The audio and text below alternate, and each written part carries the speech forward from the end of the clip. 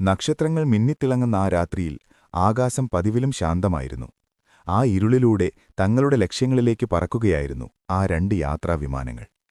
ആദ്യത്തെ വിമാനത്തിൽ അവധിക്കാലം ആഘോഷിക്കാൻ പോകുന്ന കുടുംബങ്ങളായിരുന്നു കൂടുതലും. സീറ്റ് ബെൽറ്റ് ഊരിമാറ്റി അച്ഛന്റെ മടിയിൽ കിടന്നുറങ്ങുന്ന 5 വയസ്സുകാരിയും അടുത്ത യാത്രയെക്കുറിച്ച് സ്വപ്നം കാണുന്ന ദമ്പതികളും അവിടെ ഉണ്ടായിരുന്നു. രണ്ടാമത്തെ വിമാനത്തിൽ മിക്കവരും ബിസിനസ് യാത്രക്കാരായിരുന്നു.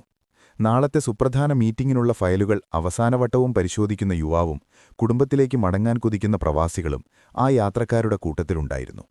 കോക്പിറ്റിൽ പൈലറ്റുമാർ തികഞ്ഞ സമാധാനത്തിലായിരുന്നു. കാറ്റോ പ്രതികൂല കാലാവസ്ഥയോ ഇല്ല.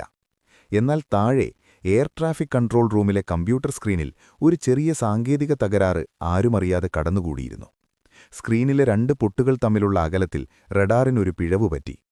നിങ്ങളുടെ ഓൾട്ടിറ്റ്യൂഡ് നിലനിർത്തുക, ഗ്രൗണ്ട് കൺട്രോളിൽ നിന്നുള്ള ആ സന്ദേശം കേട്ടപ്പോൾ ഒരു പൈലറ്റ് വിമാനത്തിന്റെ ഗതിയിൽ ചെറിയൊരു മാറ്റം വരുത്തി. വിധി അവർക്കായി ഒരുക്കിയ മരണച്ചുഴിയിലേക്കാണ് തങ്ങൾ നീങ്ങുന്നതെന്ന് ആരുമറിഞ്ഞില്ല. എതിർദിശയിൽ നിന്നുള്ള രണ്ടാമത്തെ വിമാനവും അതിവേഗം വന്നുകൊണ്ടിരുന്നത് അതേ ദിശയിലേക്ക് തന്നെയായിരുന്നു. നിമിഷങ്ങൾക്കുള്ളിൽ കോക്പിറ്റിലെ നിശബ്ദത കീറിമുറിച്ചുകൊണ്ട് ഓട്ടോമാറ്റിക് അലാറം മുഴങ്ങി. Traffic alert, traffic alert, descent. അപകടം തൊട്ടുമുന്നിലാണെന്ന് തിരിച്ചറിഞ്ഞ പൈലറ്റുമാരുടെ വിരലുകൾ വിറച്ചു. ജീവൻ രക്ഷിക്കാനുള്ള അവസാന ശ്രമത്തിൽ അവർ വിമാനം വെട്ടിത്തിരിക്കാൻ കിണഞ്ഞു ശ്രമിച്ചു. വിമാനത്തിനുള്ളിലെ യാത്രക്കാർ പെട്ടെന്നുള്ള കുലുക്കത്തിൽ എന്താണ് സംഭവിക്കുന്നതെന്നറിയാതെ പകച്ചുപോയി. പക്ഷേ എല്ലാം കൈവിട്ടുപോയിരുന്നു. കണ്ണു ചിമ്മി തുറക്കുന്ന വേഗത്തിൽ ആകാശത്തെ വിറപ്പിച്ചുകൊണ്ട് വലിയൊരു ശബ്ദം മുഴങ്ങി.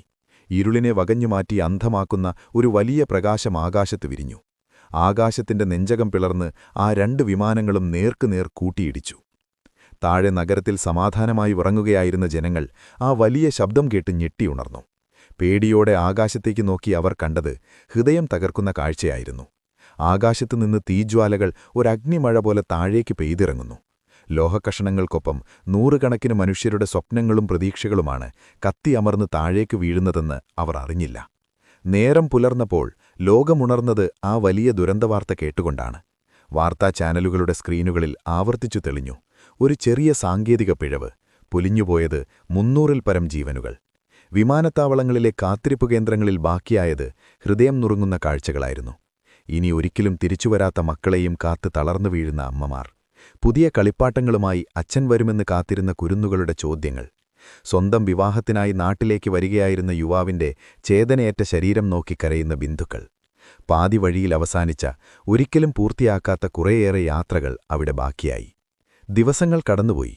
ആകാശം വീണ്ടും പഴയതുപോലെ ശാന്തമായി. കറുത്ത പുകച്ചുരുളുകളെ കാറ്റും മേഘങ്ങളും മായ്ച്ചുകളഞ്ഞു. പക്ഷേ താഴെ ഭൂമിയിൽ കുറേയേറെ മനുഷ്യരുടെ മനസ്സിൽ ആ രാത്രി ഒരു ഉണങ്ങാത്ത മുറിവായി മാറി.